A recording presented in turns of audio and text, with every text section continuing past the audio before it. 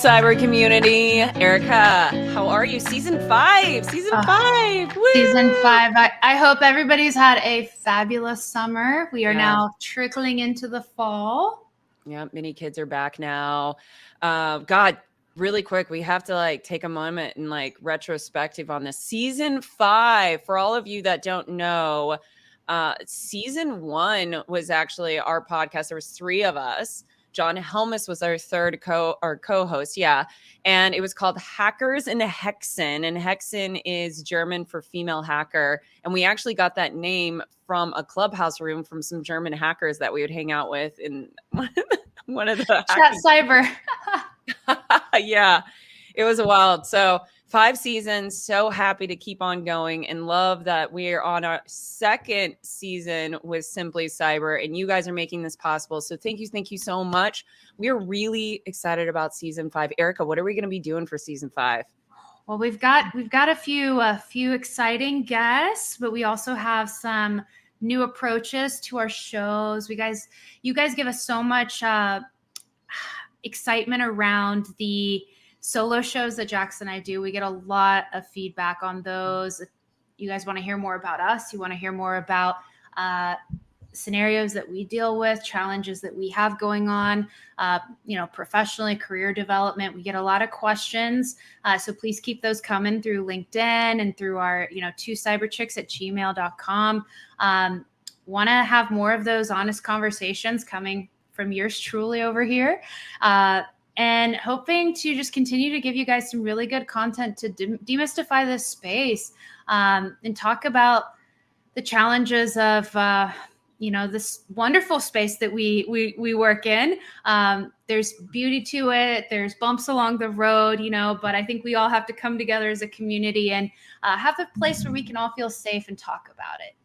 Yeah, absolutely. And what we want to do too this year, not only are we kind of tweaking, not having so many guests, we're going to still have guests, just not as many. What we also want to do is engage you guys. And this was actually an Erika idea. I can't take credit for it, but we're a team. And I got to say, it's a phenomenal idea. What we want to do is we want to have you all share your stories, your cybersecurity stories of working in the industry, both good and bad challenges that you face. What we'd like to do is get some of these challenges sent to us and then be able to read them. And now we're going to take out all the data, retract everything. So nobody's going to have any PII, any company information, but what fully we anonymous. Yeah, totally anonymous. Prefer if you guys send it to us anonymous.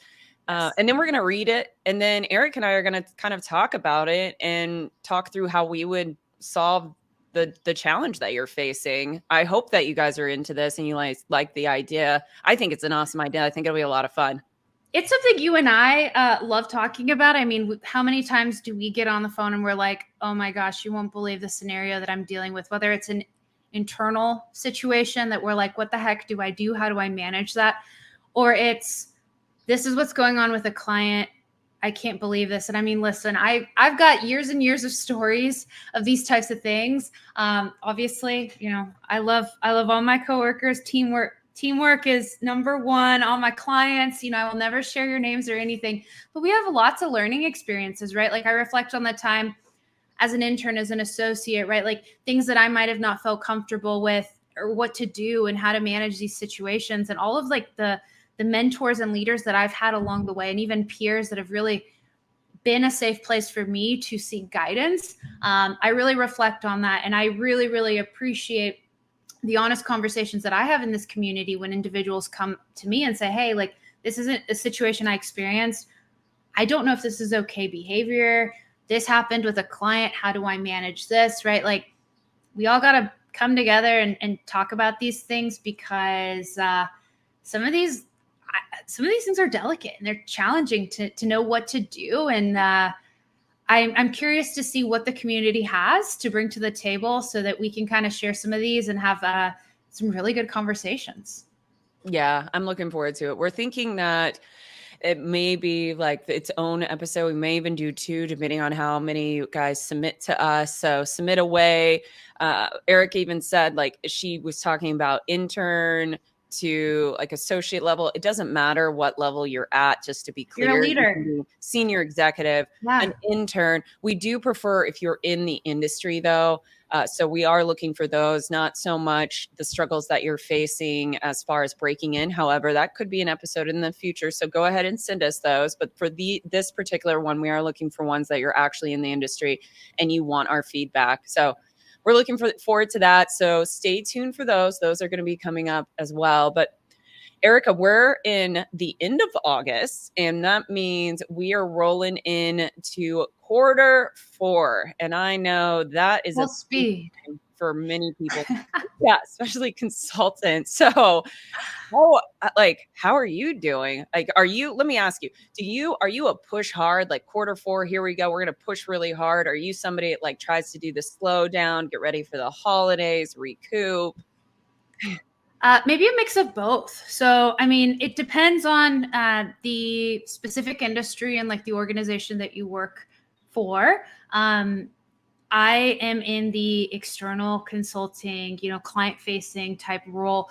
A lot of my quote unquote busy season is Q3, Q4. Specifically in Q4, we've got clients with end of year review periods, audits, their fiscal calendars, right? Like we've got a big push to hit metrics from a leadership perspective. So this is a critical time of the year for me, for my team. We all really come together, roll our sleeves up, like whatever needs to get done. It's all hands on deck. We're flat. We're figuring out whatever we need to do. Takes a lot of collaboration, but I do find myself being full speed ahead, like all gas, no brakes.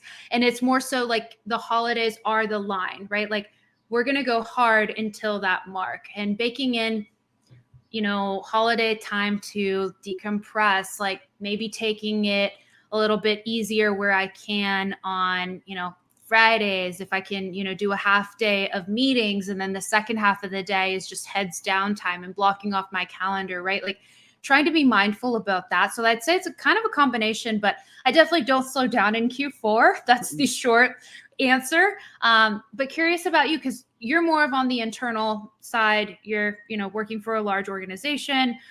So it's a little bit different, but you've been on the consulting side too. So curious to see what tips and tricks you have to share with the crew. Yeah. And when I was on the consulting side, our Q4 was a little different because my company had a Q4, October through December, but our clients in contracting the federal space, the Q4 was 3 months prior to that, because everything kind of shifts to the left because their fiscal year and ending at the end of September, if I remember it correctly. So it's like where everything was kind of a little different. However, so it was all still like you had like 2 Q4s back to back, I guess, is how you could kind of look at it. 'Cause you never had a break in consulting, because you were trying to get those last minute funds, those last minute fiscal year funds that are out there, like, all right, put on all these proposals as quick as you can. And then everything kind of dries up. But then you, like you said, you still have the end of your quotas for your company. So it was really chaotic. I will say though, as I've gotten older, I used to be the hard charge, like go into the end of the year like really strong. But I feel like the last couple of years, and maybe even this year, it's like very much a slowdown. I do really try to encourage people, and I think certain organizations are much better at doing this. I can think of one when I worked at Capital One. They were extraordinary about holiday time and like summer hours and doing slowdowns. They gave you one Friday every month for personal time. You could use it however you wanted. Amazing. And that was all year round, that Friday. But in the holidays, it started, I think, around November. It was called slowdowns, like what you were talking about on Fridays. Well, Fridays was like, there was one time I did not plan the meeting, but I had to go to it. And it was like, I think it was 1:00 on a Friday. And oh my gosh, you got that person got so chastised for they were like, oh, so somebody wants to throw a call at 1:00 on a Friday. Somebody didn't get the memo that we weren't supposed to have meetings afternoon on Friday. Oh man. Never happened again. But that's the type of culture of like, hey, respect, we'll do it if we have to, but you're going to get razzed about it. And typically you just had no meetings on Friday. So I would work half days and then we would take the time off. I really encourage, if you're in a leadership role and you have the capability, not the capability, but the authority, and you can do like give your employees that that time off on Friday, then do that. Encourage them. Hey, from noon on, don't take any more meetings. Maybe they need to, like you're in consulting, and so I used to be in consulting. So they need to charge client hours. So maybe they can't take Friday afternoon off, but they can at least not have meetings, because that helps. You don't understand how much that helps the mental health. So for us, like I'm going to really encourage this year, because my team they have to charge client, they have client work. So I'm going to encourage them, if you can, try not to take meetings, try to clear your calendars, try to give them a mental health break as we roll into the holidays, because we juggle a lot.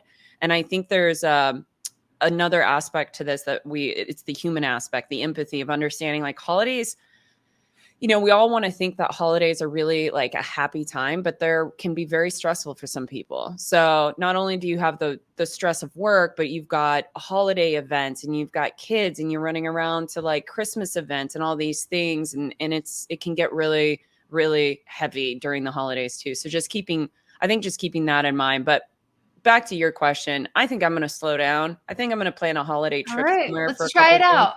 Yeah, I encourage you to try it out, but I have a feeling you're going to get 5 more certs in the next 8 weeks. I'll report back. Yeah. I think like a critical component to this is like also planting the seeds that you want to achieve for the next year. I think that sometimes we're so focused on like wrapping up the year goal, right? Yeah. That we don't think about like, all right, well, what do I want to do next year? And that's the beauty of like being forward thinking and thinking like, all right, where do I want to be in the next few years?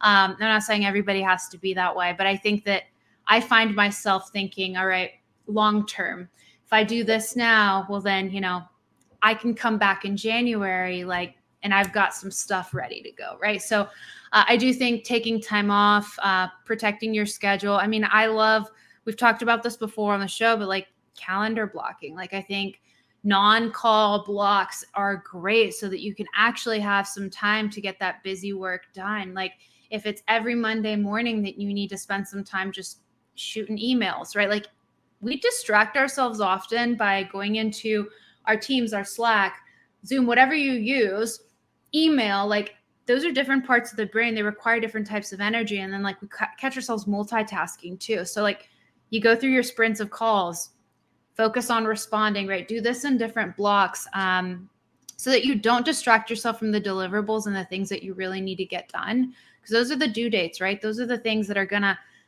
wake you up in the morning and you're like, oh man, I got 3 things due today. Those are the things that you're really going to need to stay focused on. It's going to be the biggest time and energy spent.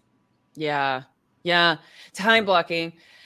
Yeah, that's definitely an episode in itself that we need to definitely do to teach on time blocking. Because if you don't time block, next thing you know, everybody else owns your schedule. And especially the higher you get, the more that people will try to own your schedule. And you just have to, I block time. I just block, like there's big chunks of block that my assistant will see, like deep work, block for deep work. And she typically doesn't book anything during that time. Yeah. Yeah. You got to own your schedule though. You're in control. If you're not in control, let's talk about it. Take control back. Yeah. And then, I'll just say this. We're super excited to have you guys back. For those that are, longtime listeners, so excited you're here to hang out with us. If you're new here, welcome, welcome, welcome. We love the Simply Cyber community. So happy you guys are tuning in. Would love any feedback. This is how we evolve and we make this show better for you. We tailor the content, we bring on the guests, and we love our guests, right? Just because we're shifting a little bit this year doesn't mean that we have so much fun with our guests. We just are getting an overwhelming amount of feedback on what you guys want to hear. So please keep that coming. Looking forward to, tuning in with you guys every other week, Wednesday mornings with the Simply Cyber community. Hop into the chat with us. We love to connect with you guys and keep up with what you guys are doing. So in the meantime, hit us up on LinkedIn, shoot us a message at 2cyberchicks@gmail.com or find us in the Simply Cyber community. And Jax, any parting words? Of course, make sure you guys hit that subscribe button and you like and you share this out with others. Can't miss that. You guys are amazing. Absolutely amazing.